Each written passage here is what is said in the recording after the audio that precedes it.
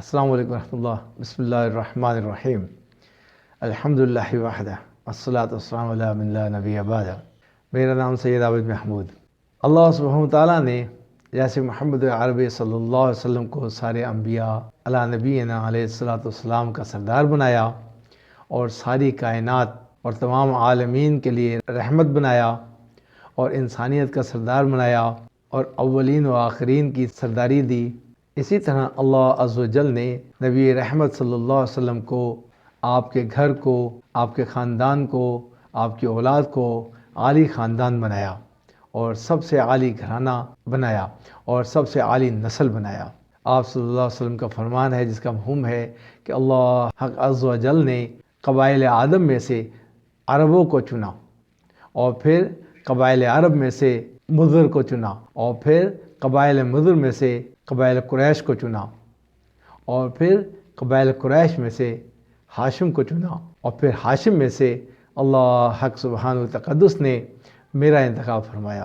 میں سب سے عالی نسب ہوں اور سب سے عالی نسل ہوں. اللہ عز و جل نے آپ صلی اللہ علیہ وسلم کی نسل کو تمام انسانیت کی نسلوں سے افضل بنایا. آپ کے نسب کو سب انسانیت کے نسب اور حسب سے افضل بنایا. اسی طریقے سے آپ صلی اللہ علیہ وسلم کی اولاد کو بھی اللہ سبحانہ وتعالیٰ نے اعلیٰ نسب بنایا اور اعلیٰ حسب بنایا اور سب سے عالی خاندان بنایا. اللہ سبحانہ وتعالیٰ نے آپ صلی اللہ علیہ وسلم کی نسل پر درود پڑھنے کا حکم فرمایا اور اللہ کے نبی صلی اللہ علیہ وسلم نے وہی درود ہمیں نماز میں بھی سکھایا.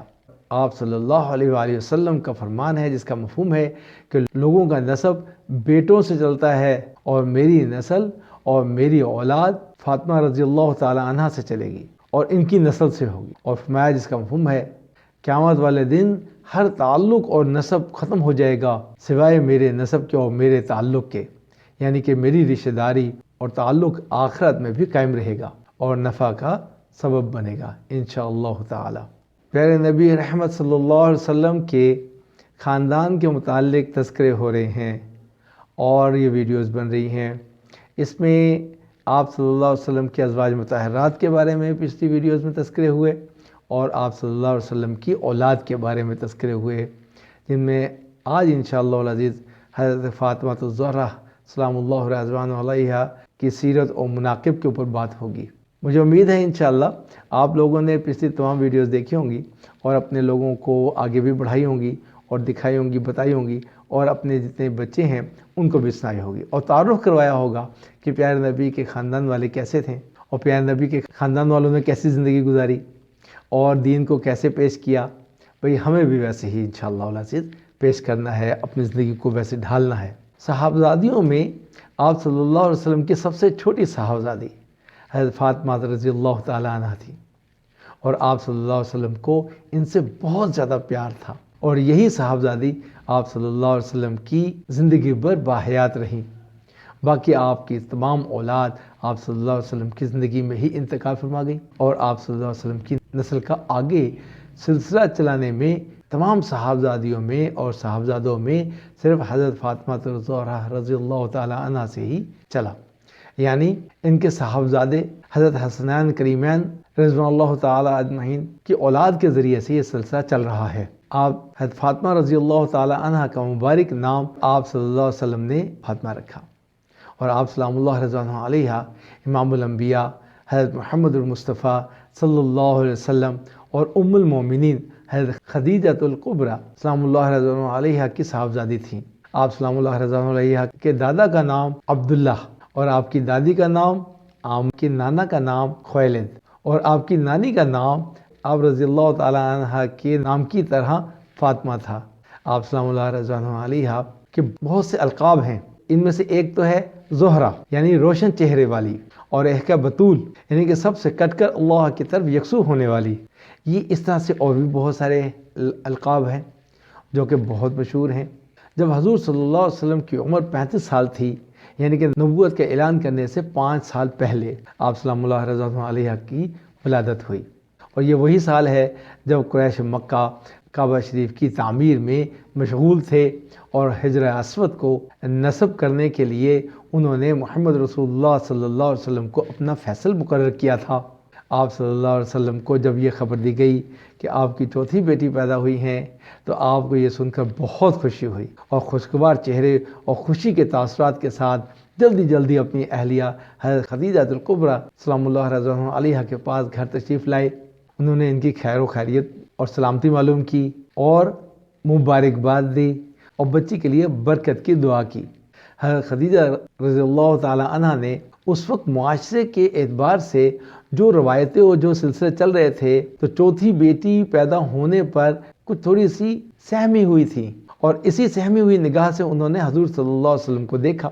آپ صلی اللہ علیہ وسلم نے ان کو کچھ کہنے سے پہلے ہی فرما دیا، جس کا مفہوم ہے کوئی بات نہ کہنا، ہر بچہ ہمارے لیے برابر ہے، ہمارے نزدیک لڑکے اور لڑکی میں کوئی فرق نہیں، اللہ سبحانہ وتعالیٰ جو چاہتا ہے عطا کرتا ہے، ہم اس کی عطا پر راضی ہیں، میں بچی سے بہت خوش ہوں، عن قریب یہ ہمارے لیے بھلائی اور قبولیت کا سامان بنے گی۔ حضور صلی اللہ علیہ وسلم نے حضرت ابوبکر صدیق رضی اللہ تعالیٰ عنہ کے ہمراہ جب مدینہ طیبہ کو ہجرت کی، آپ صلی اللہ علیہ وسلم اور حضرت صدیق اکبر رضی اللہ تعالیٰ عنہ دونوں حضرات اپنے اہل و عیال کو یہیں مکہ میں ہی چھوڑ کر چلے گئے تھے، جن میں حضرت فاطمہ الزہرا رضی اللہ تعالیٰ عنہ بھی تھی۔ تو مدینہ پہنچ کر ان حضرات نے اپنے اہل و عیال کو بھی مدینہ طیبہ بلوا لیا تھا۔ چنانچہ کچھ ہی مدت بعد یہ لوگ دیگر اہل خانہ کے ساتھ حضرت فاطمہ الزہرا رضی اللہ تعالیٰ عنہ بھی ہجرت کر کے مدینہ طیبہ حضور صلی اللہ علیہ وسلم کے پاس پہنچ گئیں۔ ہجرت کے 2 سال بعد حضرت علی کرم اللہ وجہہ نے حضور اکرم صلی اللہ علیہ وسلم کی صاحبزادی حضرت فاطمہ الزہرا رضی اللہ تعالیٰ عنہ سے اپنے نکاح کے بارے میں درخواست کی، تو آپ صلی اللہ علیہ وسلم نے دریافت فرمایا، جس کا مفہوم ہے کہ آپ کے پاس مہر کے لیے کچھ ہے؟ حضرت علی رضی اللہ تعالیٰ عنہ نے عرض کی کہ میرے پاس ایک سواری اور ایک ذرہ ہے۔ بہرحال حضور صلی اللہ علیہ وسلم نے نکاح کے لیے آمادگی اور اطمینان کا اظہار کیا، اور حضرت عائشہ رضی اللہ تعالیٰ عنہ ام سلمہ رضی اللہ تعالیٰ عنہ سے فرمایا کہ فاطمہ رضی اللہ تعالیٰ عنہ کی شادی کی تیاری کی جائے۔ چنانچہ انہوں نے عمدہ قسم کی مٹی منگوائی اور پھر دونوں نے مل کر مقام کی صفائی کی اور اس پہ مٹی کی لیپائی کی اور شادی کے لیے خوب اچھے انتظامات کیے، یہاں تک کہ یہ دونوں خود فرماتی ہیں، جس کا مفہوم ہے کہ فاطمہ کی شادی سے بہتر ہم نے کوئی شادی نہیں دیکھی۔ شادی کے انتظامات مکمل ہو جانے کے بعد آپ صلی اللہ علیہ وسلم نے باقاعدہ مجلس میں نکاح منعقد کی، اور اللہ سبحانہ تعالیٰ کے حکم دینے سے آپ نے اپنے لخت جگر حضرت فاطمہ رضی اللہ تعالیٰ عنہ کا نکاح اپنے نیک و صالح چچا زاد بھائی حضرت علی رضی اللہ تعالیٰ عنہ سے کر دیا۔ اس مجلس نکاح میں حضرت ابوبکر صدیق رضی اللہ تعالیٰ عنہ، حضرت عمر فاروق رضی اللہ تعالیٰ عنہ، حضرت عثمان غنی رضی اللہ تعالیٰ عنہ وغیرہ کو بھی مدعو فرمایا تھا۔ نکاح کی یہ تقریب بالکل سادہ تھی۔ یہ نکاح غزوہ بدر کے بعد رمضان شریف میں تقریباً 2 ہجری میں ہوا، اور اس کے چند ماہ بعد تقریباً 2 ہجری ذی الحجہ میں رخصتی عمل میں آئی۔ اس وقت حضرت فاطمہ رضی اللہ تعالیٰ عنہ کی عمر تقریباً 18 سال تھی یا اس سے کم و بیش تھی۔ حضرت علی رضی اللہ تعالیٰ عنہ کی عمر مشہور قول کے مطابق 21 برس کے قریب تھی۔ ایک اور روایت کے مطابق حضرت علی رضی اللہ تعالیٰ عنہ جب رسول اللہ صلی اللہ علیہ وسلم کے پاس حضرت فاطمہ رضی اللہ تعالیٰ عنہ کا نکاح طلب کرنے کے لیے حاضر ہوئے تو آپ صلی اللہ علیہ وسلم نے پہلے جا کر حضرت فاطمہ رضی اللہ تعالیٰ عنہ سے پوچھا، علی تم سے نکاح کرنے کا کہہ رہے ہیں، تمہاری کیا رائے ہے؟ آپ سلام اللہ رضی اللہ علیہ سن کر شرم کی وجہ سے خاموش ہو گئی۔ جب آپ صلی اللہ علیہ وسلم نے ان کی خاموشی کو دیکھا، چونکہ کنواری لڑکی کا شرم کی وجہ سے خاموش ہو جانا ہی رضامندی شمار ہوتا ہے، تو چنانچہ آپ صلی اللہ علیہ وسلم نے حضرت علی رضی اللہ تعالیٰ عنہ سے ان کا نکاح کر دیا۔ راجح قول کے مطابق حضرت فاطمہ رضی اللہ تعالیٰ عنہ کا مہر 480 درہم تھا، جو کہ ہمارے اس زمانے میں تقریباً 1 کلو 650 گرام چاندی کے برابر ہوگا۔ زمانے میں اس وقت مہر فاطمی کے نام سے عجیب روایتیں پھیلی ہوئی ہیں اور طریقے پھیلے ہوئے ہیں، اور لڑکی کو بہت کم مہر پر راضی کر کے اور کہتے ہیں مہر فاطمی ہے اور اس پہ تم راضی ہو جاؤ، اور اس طرح سے بہت بڑا ایک ظلم ہو رہا ہے۔ جبکہ پیارے نبی علیہ السلام نے حضرت فاطمہ رضی اللہ تعالیٰ عنہ کا جو مہر مقرر کیا تھا، آج کے زمانے کے حساب سے 1 کلو 650 گرام چاندی کی جو قیمت ہو اس کے برابر مہر فاطمی رکھا جائے۔ حضرت فاطمہ رضی اللہ تعالیٰ عنہ کے رخصتی کے بارے میں مذکور ہے کہ حضرت علی رضی اللہ تعالیٰ عنہ نے سرور کائنات صلی اللہ علیہ وآلہ وسلم کے کاشانہ اقدس سے کچھ فاصلے پر ایک مکان کرائے پر لے رکھا تھا۔ ایک دن حضرت علی رضی اللہ تعالیٰ عنہ کے بھائی حضرت عقیل بن ابی طالب رضی اللہ تعالیٰ عنہ ان کے پاس تشریف لائے اور کہا کہ ہم چاہتے ہیں کہ رسول اللہ صلی اللہ علیہ وآلہ وسلم اپنے لخت جگر کو اب رخصت کر دیں۔ حضرت علی رضی اللہ تعالیٰ عنہ نے جواب دیا، میری بھی یہی خواہش ہے۔ چنانچہ یہ دونوں احباب حضرت ام ایمن رضی اللہ تعالیٰ عنہ کے پاس تشریف لے گئے، جو کہ حضور صلی اللہ علیہ وسلم کی آزاد کردہ باندی تھیں، اور انہوں نے حضور صلی اللہ علیہ وسلم کے بچپن میں ان کی بہت خبر گیری کی تھی اور خدمت کی تھی۔ سرور عالم صلی اللہ علیہ وسلم ان کی بے حد تعظیم کرتے تھے اور توقیر فرماتے تھے، اور میری ماں کہہ کر مخاطب فرماتے تھے۔ حضرت ام ایمن رضی اللہ تعالی عنہ ان دونوں کو ازواج مطہرات سلام اللہ علیہن کے پاس لے گئیں۔ اکرم صلی اللہ علیہ وسلم سے عرض کی، یا رسول اللہ، علی کی خواہش ہے کہ ان کی بیوی کو رخصت کر دیا جائے۔ حضور رسالت مآب صلی اللہ علیہ وسلم راضی ہو گئے، چند درہم حضرت علی رضی اللہ تعالیٰ عنہ کو دیے اور فرمایا، جاؤ بازار سے چھہارے اور پنیر وغیرہ خرید کر لے آؤ۔ حضرت علی رضی اللہ تعالیٰ عنہ نے 5 درہم کا گھی خریدا اور 1 درہم میں پنیر خریدا اور 4 درہم کے چھہارے خرید لیے، اور یہ سب اشیاء لا کر حضور صلی اللہ علیہ وسلم کے سامنے رکھ دیں۔ حضور صلی اللہ علیہ وسلم نے ان چیزوں کو دعوت ولیمہ کے لیے رکھ دیا۔ پھر آپ صلی اللہ علیہ وسلم نے حضرت فاطمہ الزہرا رضی اللہ تعالیٰ عنہ کو بلایا اور اپنے سینے مبارک پر ان کا سر رکھا اور پیشانی پر بوسہ دیا، اور ان کا ہاتھ حضرت علی رضی اللہ تعالیٰ عنہ کے ہاتھ میں دے دیا اور فرمایا، جس کا مفہوم ہے، اے علی، پیغمبر کی بیٹی تجھے مبارک ہو، اور اے فاطمہ، تیرا شوہر بہت اچھا ہے، اب تم دونوں میاں بیوی بن کر اپنے گھر میں جاؤ۔ پھر دونوں کو میاں بیوی کے فرائض اور حقوق بتائے اور خود دروازے تک رخصت کرنے کے لیے آئے۔ دروازے پر حضرت علی المرتضیٰ رضی اللہ تعالیٰ عنہ کے دونوں بازوؤں کو پکڑ کر اور دعائے خیر و برکت دی۔ سیدنا علی رضی اللہ تعالیٰ عنہ، سیدۃ النساء رضی اللہ تعالیٰ عنہ دونوں اونٹ پر سوار ہوئے، اور سلیمان فارسی رضی اللہ تعالیٰ عنہ نے ان کے اونٹ کی نکیل پکڑی۔ پھر حضرت اسماء بنت امیس رضی اللہ تعالیٰ عنہ اور بعض روایتوں کے مطابق سلمہ ام رافع رضی اللہ تعالیٰ عنہ یا حضرت ام ایمن رضی اللہ تعالیٰ عنہ حضرت فاطمہ الزہرا رضی اللہ تعالیٰ عنہ کے ہمراہ ان کے گھر گئیں۔ سرور دو عالم صلی اللہ علیہ وسلم نے اپنی لخت جگر کو جہیز میں مختلف چیزیں دیں۔ یہ مختلف روایتوں کے مطابق بہت تفصیل سے آئی ہیں۔ ان میں ایک تو تھا کہ آپ صلی اللہ علیہ وسلم نے ان کو بستر دیا، اور بستر مصری بستر تھا، کپڑے کا بنا ہوا تھا، اس میں اون بھری ہوئی تھی۔